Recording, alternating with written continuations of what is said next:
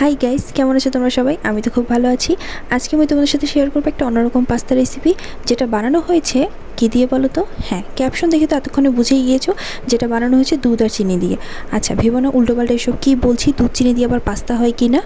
এটাই হয়েছে এবং আমি এটাই আজকে তোমাদের করে দেখাবো। তোমরা দেখো, পুরো ভিডিওটা দেখো, তাহলেই বিশ্বাস করবে যে হ্যাঁ, আমি কোনো উল্টোপাল্টা কথা বলছি না, আমি একদম ঠিকঠাক কথা বলছি। আমি দুধ চিনি দিয়ে আজকে তোমাদের পাস্তা রান্না করে দেখাবো।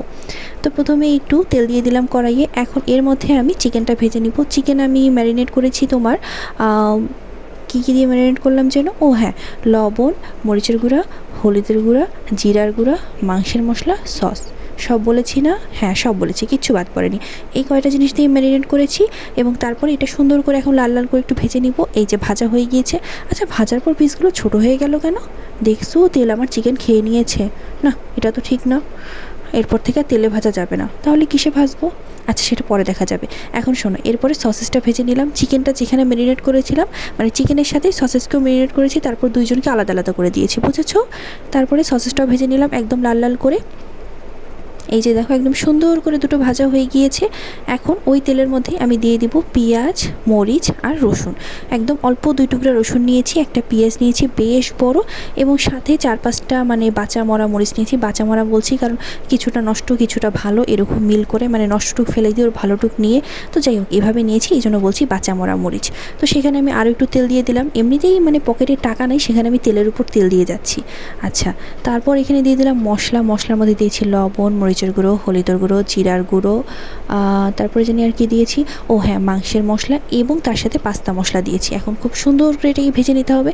যদিও বা মশলা দিতে দিতে মানে মশলা দেওয়ার সময় এতবার ভিডিওটা অন অফ করেছি যে পেঁয়াজটা এমনিতেই ভাজা হয়ে গিয়েছে অর্ধেকটা। তো এখন এই যে আরেকটু মানে ভালো করে মিক্স করে নেওয়ার পর, আরেকটু ভালো করে ভেজে নেওয়ার পর, এখন আমি এর মধ্যে টুকরো টুকরো করে কেটে রাখা টমেটোটা দিয়ে দিব।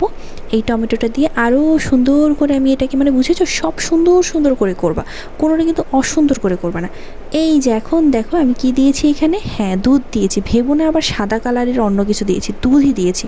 আর এই যে এখন দিলাম কি, চিনি। এই যে দুধ চিনি দিয়েই দেখো আজকে হবে পাস্তা রেসিপি। তো এই দুধ চিনিটা দেওয়ার পর খুব সুন্দর করে মিক্স আপ করে নেব। জানি দুধ দিয়েও কিন্তু তোমরা দেখেছো হোয়াইট সস পাস্তায়, কিন্তু সেটারও কিন্তু রেসিপি অন্যরকম, কিন্তু আমার পাস্তা সম্পূর্ণই অন্যরকম। আচ্ছা, একদম আমার মতো। তো দুধ চিনিটা দিয়ে দেওয়ার পর আমি এর মধ্যে দিয়ে দিলাম সস। মানে কোনো কিছুই বাদ যাবে না এই পাস্তা রেসিপিতে। হোয়াইট রেড মিলে একদম পুরো, মানে কি হোয়াইট রেড মিলে কি হয়, যে যেটাই হোক আর কি, পুরো একদম সেরকম বানিয়ে ফেলবো। তারপরে সসটা দেওয়ার পর খুব সুন্দর করে আবারও মিক্স করে নিলাম। এখন দিয়ে দেবো পাস্তা। কি ভাবছো সেদ্ধ পাস্তা দিব? আরে বোকা, আমি তো দেবো কাঁচা পাস্তা। এখন তো পাস্তাটাকে আমি সেদ্ধ করব। পাস্তাটা তো আমার কি খেয়ে দিয়ে কাজ নেই, আমি আবার সেই আলাদা করে পাস্তা সেদ্ধ করব, পানি ঝরাবো, এত কাজ করতে পারবো না বাবা। এখানেই আমি দিয়ে দিয়েছি পুরো কাঁচা পাস্তা।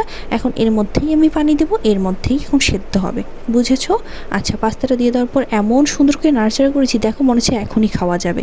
তো তারপর এখানে একটু পরিমাণ মতো পানি দিয়ে দিলাম। সেদ্ধ না হলে কি খাওয়া যায়? মুখের কথাই সব হইলো নাকি? বললেই হলো। তো কি রাগ করলে নাকি আবার? এখনকার ভাইরালতে একটু বলে নিলাম আমিও। আচ্ছা, তো এইখানে পানিটা দেওয়ার পর খুব সুন্দর করে যখন পাস্তাটা সেদ্ধ হয়ে যাবে, তখন উপর দিয়ে দেবো গোলমরিচের গুঁড়ো, ভেজে রাখা সসেস এবং চিকেন, তারপরে দিয়ে দেবো চিলি ফ্লেক্স, এবং তারপর দিয়ে দেবো অরিগ্যানো, যেটা আমি অল্প দিতে চেয়েছিলাম কিন্তু বেশি পড়ে গিয়েছে। মানে কি যে করি না আমি, এমনি জিনিসপত্রের এত দাম, তার মধ্যে আবার হাত দিয়ে সব বেশি বেশিই পড়ে আমার। কি যে করি, তোমরাও ভিডিও দেখো না, লাইক করো না, সাবস্ক্রাইব করো না, কি যে হবে না, এইভাবে কি চলে? যাই হোক, দেখো পাস্তাটা কত সুন্দর হয়েছে, মানে বুঝছোই তো, সুন্দরই তো হবে। হ্যাঁ, এত সুন্দর করে করেছি তো সুন্দর তো হবেই। এই যে আমি একটু বেশ মানে মাখো মাখো রেখেছি পাস্তাটা, তোমরা চাইলে একটু গ্রেভিও রাখতে পারো। আমি গ্রেভিটা একটু শুকিয়ে নিয়েছিলাম।